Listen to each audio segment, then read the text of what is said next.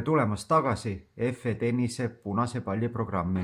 Seekord vaatame, kui head tööd treenerid ja õpilased on teinud. Oktoobri teema oli valmis asend ja jalgade töö. Siin on hästi näha, kuidas mängijad on aktiivselt valmis ja liiguvad tagasi keskele. See on oskus, ilma milleta ükski mängija ei saa. Vaata hoolega ja mõtle kaasa, kas suudad teha vähemalt sama hästi nagu need mängijad siin videos. Mitte ainult ühe korra, vaid iga punkt terve trenni jooksul.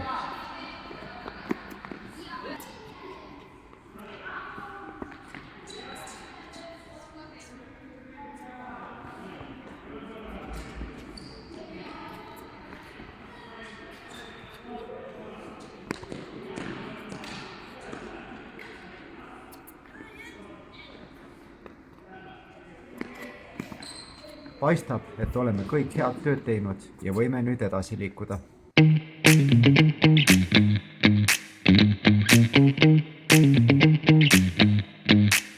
Novembris õpime, kuidas reageerida lühikesele ja pikale pallile ning võrgumängu aluseid. Selleks on vaja arendada palli kontrolli ja koordinatsiooni. Lisaks veel jalgade tööd ja ajastust, millal pallile vastu liikuda.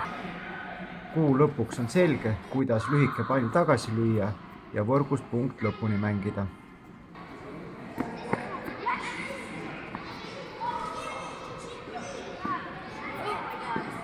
Kindlasti jälgime, et ei ununeks ära varem õpitud oskused ja pöörame rõhku ka servile ja tõrjele. Trennis näeme!